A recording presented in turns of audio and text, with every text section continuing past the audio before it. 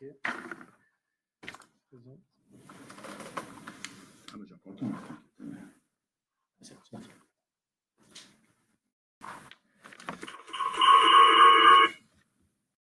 Oh, ils disent la prochaine fonction commence en 24 minutes.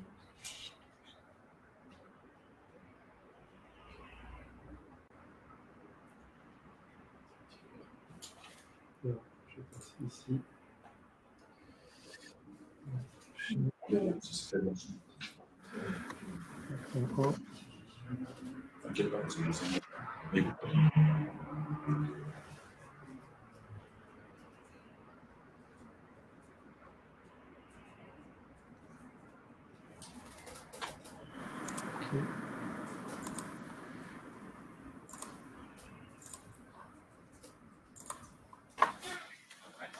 All right.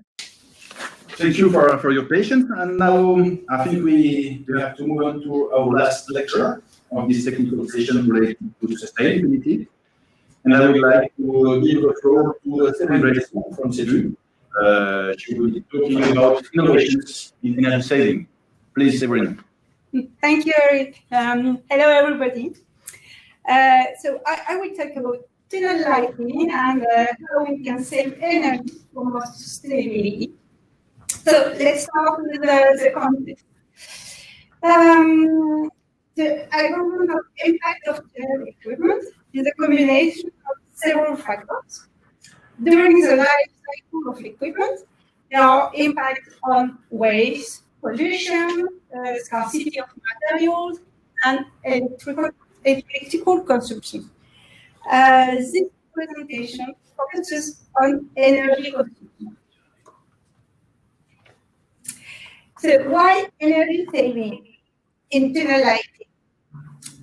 First, you can see on the pie chart, or cheese chart, camembert in French, that the majority costs come from the lighting consumption. In this example, it's quite 60% of the energy consumption in a 1 kilometer tunnel. And also, you can see on the bar diagram, which is an example of scenarios of tunnel lighting, that the lighting management is the most part of the impact on the energy consumption. So we have also the new opportunity with LED that this new technology offers us new opportunities to light differently the tunnel. So start with tunnel lighting for sustainability.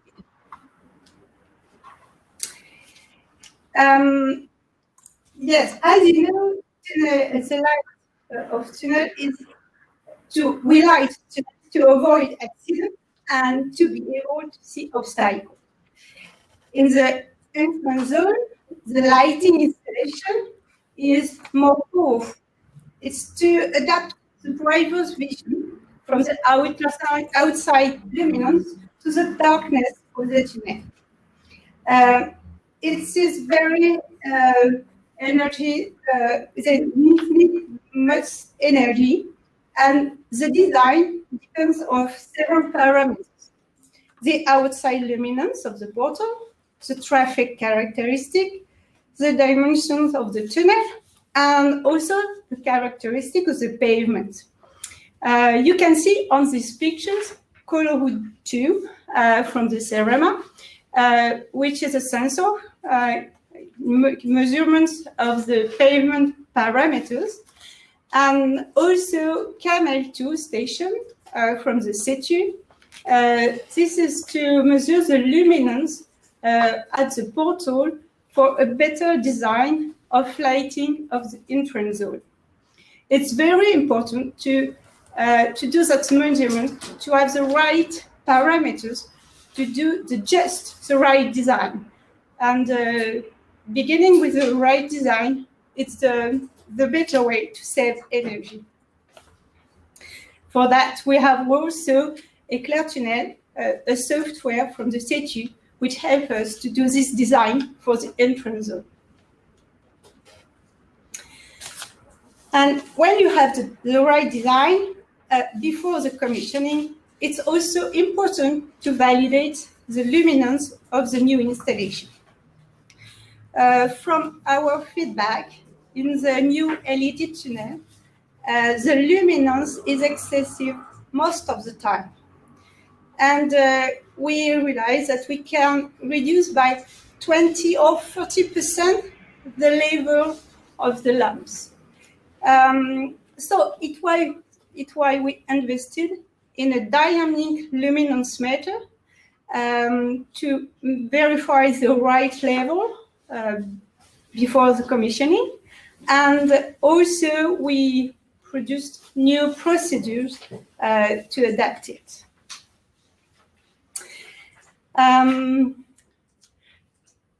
Oh, sorry, just here. Furthermore, the energy consumption is optimized if the lighting installation is piloted properly. The Luminancemeter is the pilot of the lighting system or the entrance zone. So it's very important that it will be well positioned, well calibrated, and also well maintained. We used to find Luminancemeter pointing to the sky, for example, or on the wrong way. So it's why we perform a new instruction to catch the attention of the operators to this issue. And like that, we hope to save also energy. LED domain offer new potential also to pilot the lighting system. Let me illustrate it with curves.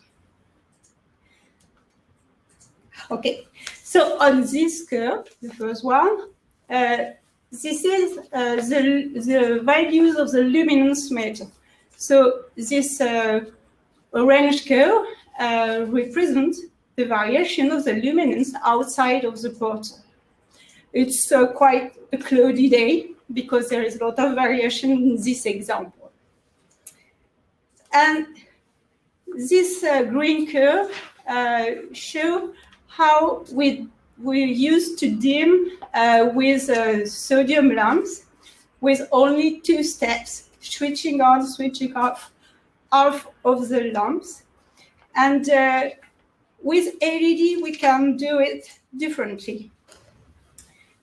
In this other example, we dim with step by step every 10%. And as you see, you follow the curve finely, and it's different from the precedent. As a result, the red area represents the energy we hope to save changing sodium lamp to LED lamps. So it's a very important energy saved by that. But LED represents also a new paradigm shift. Changing the light spectrum, can we optimize the driver's visibility? This is, for this question, we have a thesis, try to answer it. And this thesis, named Tunnel Luminance Field and Visual Conform Modeling, with the CETU and Untitled, a school in Lyon, we use a model to test changing the color temperature and also the melanopsin excitation. Is there an effect on the visibility of objects? Without compromising safety, we hope that we can change the level and with that save also energy in the middle of the tunnel, not only in the entrance zone.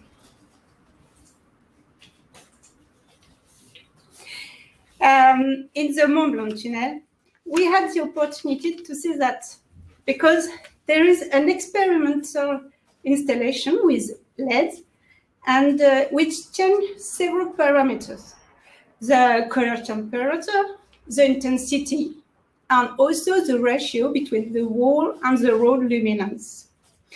With that, we can do 72 scenarios. And in this picture, you can see that we went there with the CUB. We have a collaboration between the CETU and the CUB on tunnel lighting. And we went together in the Mont Blanc tunnel during all a night. We had the opportunity to test different scenarios and to see if there is an effect on objects. We went there twice, and it was very amazing. We made measurements, we shared the results together, and it's an example of our collaboration. And please, if you want to collaborate with us with tunnel lighting, join us. You're welcome.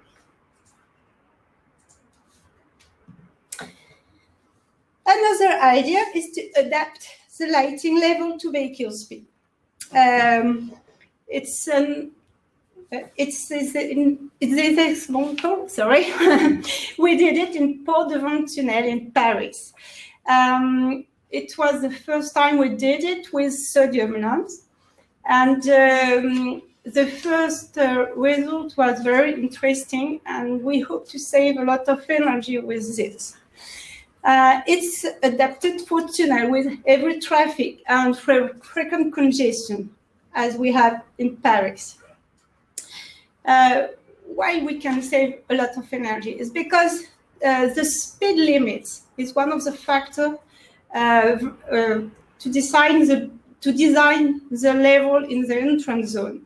And on the curve on the left, there you see that when we change the speed limit, we change the curve, not only the level, but also the longer of the curve. It means that we could switch off a lot of lamps if we reduce the speed. So we imagine that with LED, it will be able to change the curve, not only to dim it, but also to change it. And we hope to save more energy than we did in the Port de Vent tunnel. And how to combine all that parameters and find the optimal scenarios with the color temperature, the design, and also the variation with speed limits without compromising safety. It's very difficult to combine all that. It's why we decided to collaborate for research experiments in France, in Paris, in a disused tunnel named Anthony. Our project is named Delta. And we are keen of this experiment to succeed, because we hope that we will have a lot of answers to all those questions. And the first civil works began last day, and we are very proud of it. With Lombardy, also SDEL, the CETU, Séverine, and Comatelec, Schroeder. And we hope we also, it's also needs for the thesis, for the data to configure the model. So it's very important for us. Then, to finish my presentation, are there other ways for improving sustainability in tunnel lighting? Yes, we have other examples. For very low traffic, for a tunnel, for example, we experiment a lighting system only for cyclists. It's a system which needs less energy and low maintenance, very simple. In tunnel, for example, in mountains, and also for tunnel with very, very low traffic. In France, we hope that another experiment will be done. It's to switch most of the light and overlight related to the vehicle detection. So we also study the life cycle of the lamps with the Laplace Institute, and we compare the life cycle of different technologies, plasma lamp, induction lamp, LED, and to sodium also. And with that, we hope to reduce the scarcity of material and also optimize the lamp efficiency. But that is another story. Thank you very much. So, thank you very much, Séverine, with this very nice presentation. There are a few questions, but we haven't got that much time. But anyway, the first one is about, do you have an idea, on average, what is the gain in electricity consumption between an LED installation and a conventional installation? We have a lot of data now because we have several tunnels with LED, but it's difficult to compare the both because we did a new design with LED, and also because we didn't have contact on the electricity systems, and we don't know which part was due to the lighting or not in the tunnel. So we know that it's better because we have theoretical values, but it's not exactly what you say. What you said. So okay, I guess that some more results are expected in a yes, we hope so. Okay, so let's wait and see. Thank you very much. Thank you. So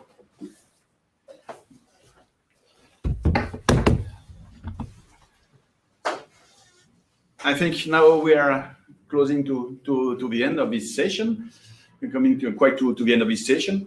I'd like maybe to say a few words as a kind of conclusion, because we had different presentations given by two technical institutes, by a tunnel owner, by engineering companies, and all these points of views enabled us to address this very challenging issue that is sustainable development being taken into account in the tunnel renovation.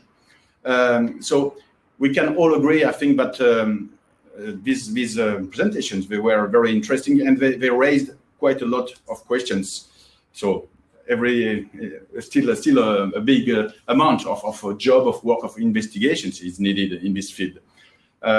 So from this point of view, I would say that only having 4 lectures is a little bit frustrating, because we did not have that much time for discussion and interaction, and we still have to go on with all these exchanges.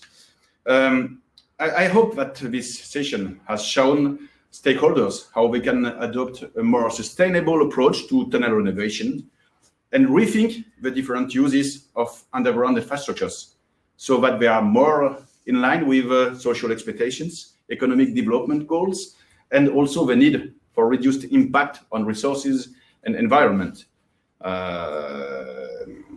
I also hope that all these questions will trigger further discussions and collaborations about these important concerns of sustainability, and that we will have other opportunities, of course, to talk together, not only through a screen.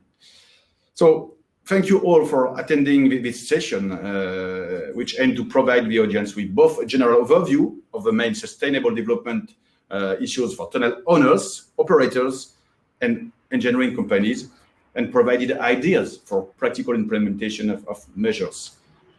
Last but not least, I would like to thank Arcadis Lyon and its IT manager. You can't see him, but he's close to me, Arnaud Martina, because he ensured that everything worked properly. So we got some echoes, but sorry for that, but everything worked quite well. Thank you also to Kristen and Rouar from CETU, who is behind the practical organization of this French session. And last but not least, I would like, of course, to extend my warmest thanks to all the speakers. In a few minutes after a short break, you will be able to move on to the closure session. So thank you, everybody, for your participation. I wish you good luck and stay safe. Thank you.